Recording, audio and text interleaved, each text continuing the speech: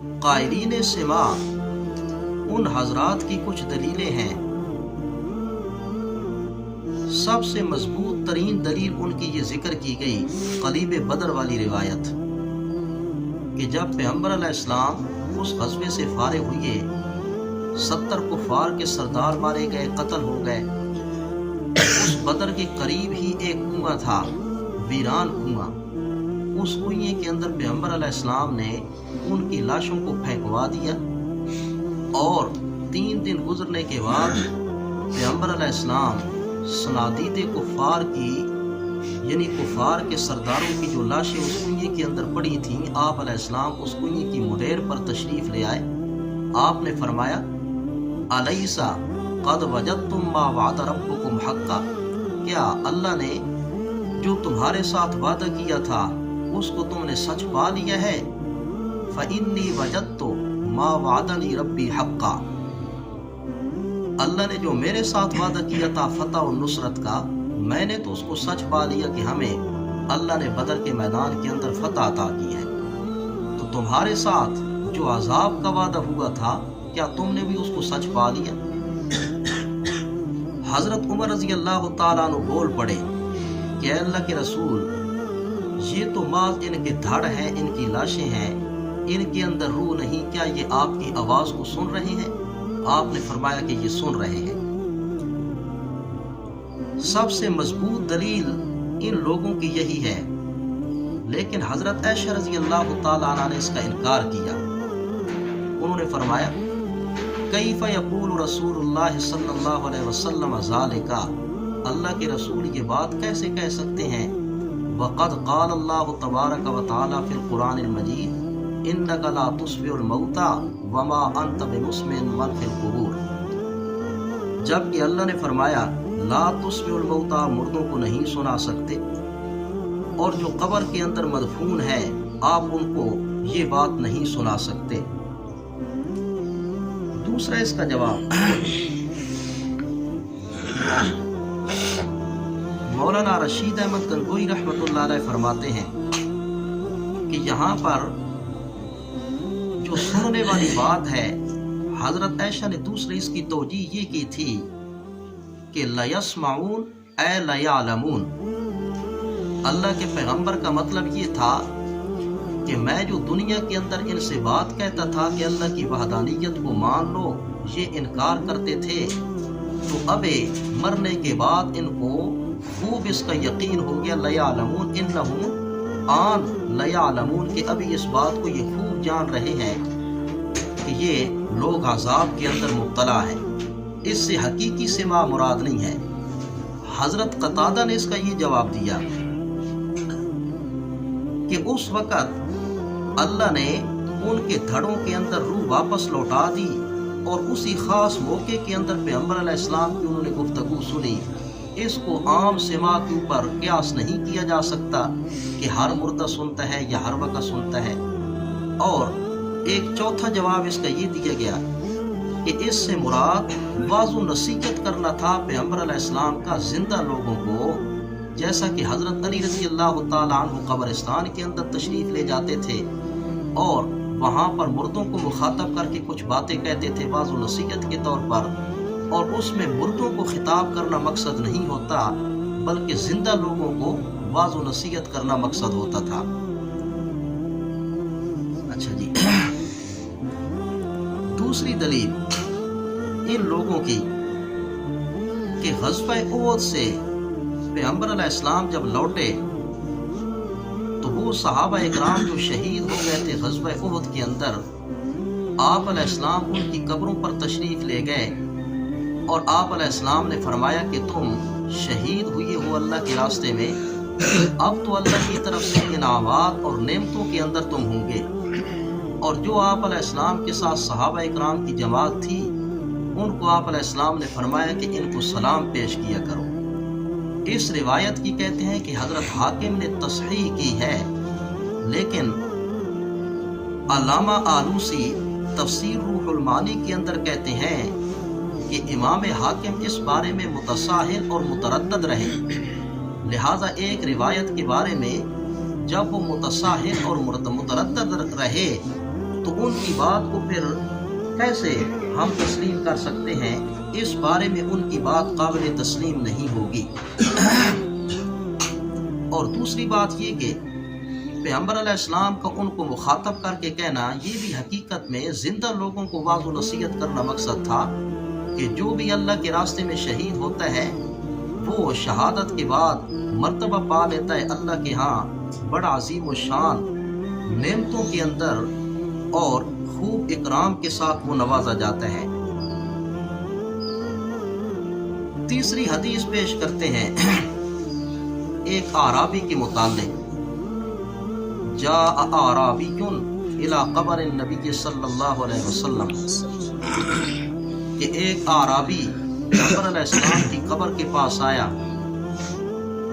فرما بنفسہ الی قبر النبی صلی اللہ علیہ وسلم، اس نے اپنی جان کو، اپنے نفس کو آپ علیہ السلام کی قبر کے اوپر الٹ کر دیا۔ فقال جئت لتستغفر لی، اور کہنے لگا کہ میں آپ کے پاس اس وجہ سے آیا تاکہ میری بخشش ہو جائے۔ فنودی من القبر، تو قبر کے اندر سے آواز آئی، قد غفر لگا، تیری بخشش ہو گئی۔ یہ روایت سیاہ ستہ کے اندر موجود نہیں ہے، باقی بھی احادیث کی جتنی معتبر کتابیں ہیں ان کے اندر یہ روایت موجود نہیں ہے۔ اور اس حدیث کا جو راوی بیان کیا گیا وہ حیثم تائی، امام ابو داود کہتے ہیں کہ یہ موضوع روایت گھڑتا تھا، لہذا اس کی روایت قابل قبول نہیں ہوگی اور یہ کذاب تھا۔ امام نسائی فرماتے ہیں کہ یہ متروک الحدیث تھا، لہذا جہاں کہیں بھی اس راوی کی کوئی حدیث ہم پائیں گے تو کبھی بھی اس کی روایت کردہ اس روایت کو ہم تسلیم نہیں کریں گے اور نہ ہی اس سے ہم استدلال پکڑیں گے۔ باقی تو مشہور حدیثیں ہیں جی، جن کا جواب آپ سنتے رہتے ہیں۔ من صلی علیہ عند قبری سمیتہ، اس میں محمد بن مروان سدی صغیر، اس کی روایت بھی قابل قبول نہیں ہوتی۔ اور الا رد اللہ علیہ روحی، یہ قرآن کے ساتھ ٹکرا رہی ہے۔ قرآن کہتا ہے کہ یمسک، روح کو روک لیا جاتا ہے، اور یہ روایت کہتی ہے کہ ردہ، روح کو لوٹا دیا جاتا ہے۔ اور یہ بھی قانون ہے کہ جہاں کہیں بھی کوئی حدیث قرآن کے مقابل آ رہی ہو تو اس روایت کا اعتبار نہیں ہوتا۔ مرنے کے بعد آیا روئیں علیین اور سجین، یہ مقام کہاں ہیں؟ ان قبروں کے قریب ہیں یا دور ہیں؟ تو کچھ حضرات فرماتے ہیں کہ یہ مقام ان قبروں کے قریب ہی ہوتا ہے، جس کی وجہ سے وہ سننے کے قائل ہو جاتے ہیں۔ لیکن ہمارے امام ابو حنیفہ رحمۃ اللہ علیہ کا اس کے بارے میں مسلک یہ ہے کہ یہ مقام قبر کے قریب نہیں ہوتے بلکہ یہ دور ہوتے ہیں۔ جیسا کہ معراج والی ایک حدیث ہے کہ پیغمبر علیہ السلام جب معراج پر تشریف لے گئے تو آپ علیہ السلام نے حضرت آدم کو دیکھا۔ حضرت آدم علیہ السلام کی دائیں جانب نیک لوگوں کی ارواح موجود ہیں اور بائیں جانب برے قسم کے گناہگار اور کفار مشرکین کی روحیں موجود ہیں۔ حضرت آدم علیہ السلام جب دائیں طرف دیکھتے ہیں تو خوش ہو جاتے ہیں، جب بائیں طرف دیکھتے ہیں تو پریشان ہو جاتے ہیں۔ لہذا روحیں اس قبر کے قریب نہیں ہوتی۔ اس قبر کے اندر تو محض جسم ہی ہوتا ہے۔ جو نیک آدمی ہوتا ہے اس کی روح علیین کے اندر پہنچ جاتی ہے، اور جو گناہگار قسم کا آدمی ہوتا ہے کافر مشرک، اس کی روح سجین کے اندر پہنچ جاتی ہے۔ باقی جہاں تک تعلق ہوتا ہے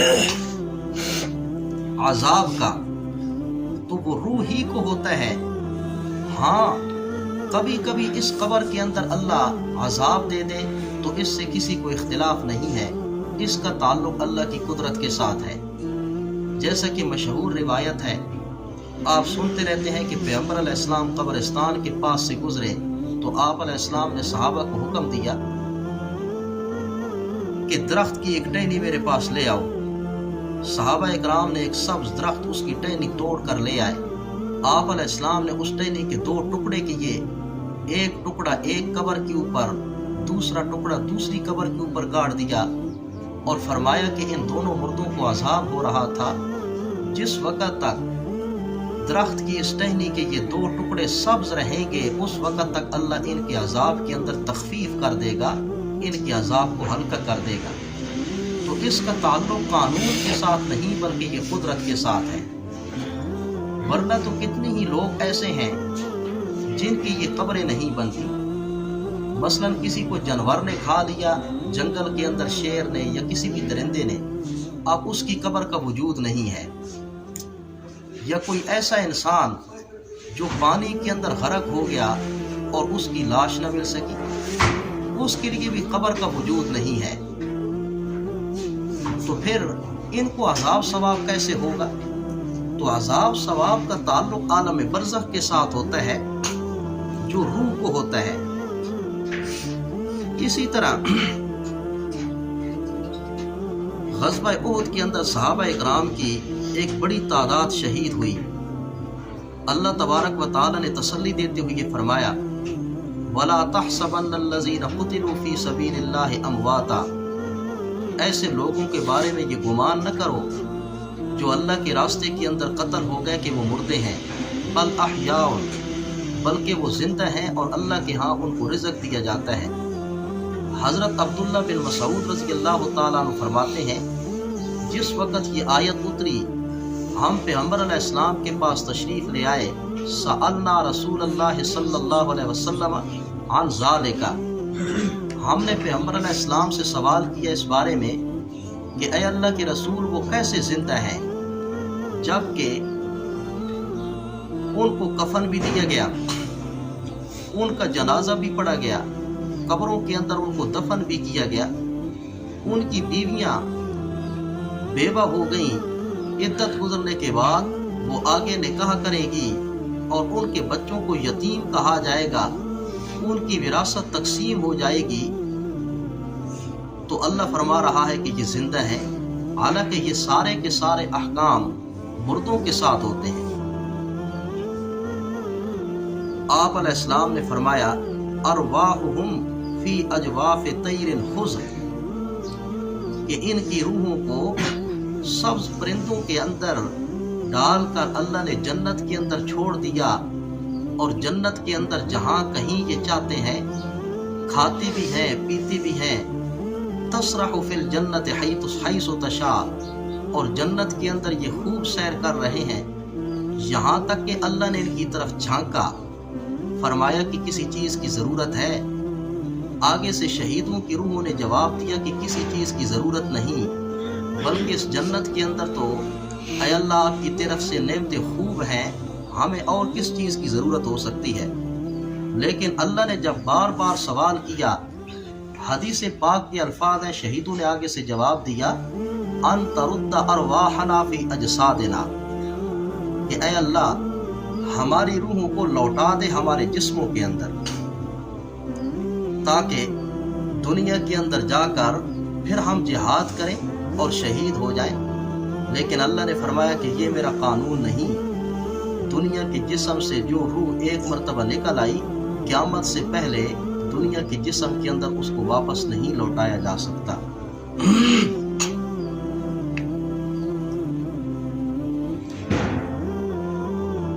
وَلَا تُسْمِعُ الصُّمَّ الدُّعَاءَ إِذَا وَلَّوْا مُدْبِرِينَ، اور نہ آپ بہرے کو سنا سکتے ہیں پکار جس وقت وہ پیٹھ دے کر پھرے۔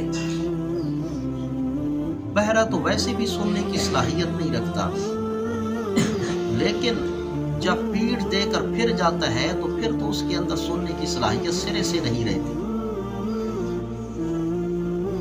تو اے پیغمبر، ان کفار کی حالت بھی یہی ہے کہ یہ بھی قرآن کو نہیں سنتے، آپ کی واعظ و نصیحت کو نہیں سنتے۔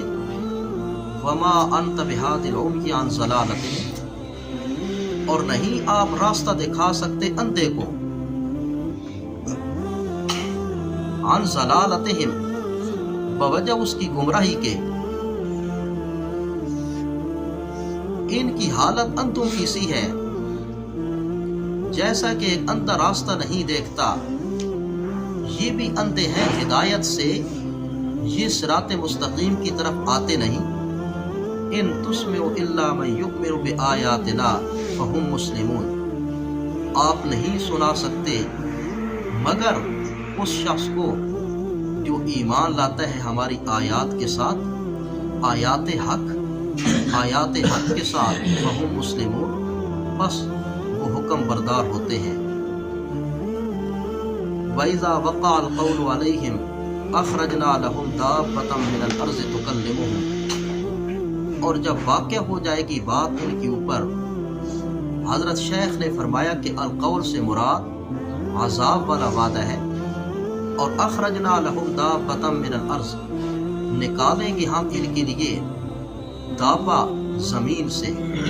یہاں پر بھی حضرت شیخ نے فرمایا کہ دابہ سے کوئی مخصوص دابہ مراد نہیں ہے، بلکہ جس وقت لوگ اللہ کی وحدانیت کا خوب انکار کرنے لگیں گے تو اس وقت اللہ ان چوپایوں کو، دابوں کو اللہ قوت گویائی دے کر اور ان سے حق کی شہادت دلوا دے گا، جیسا کہ آپ علیہ السلام کے دور کے اندر ایک گوہ نے پیغمبر علیہ السلام کی صداقت کی شہادت دی۔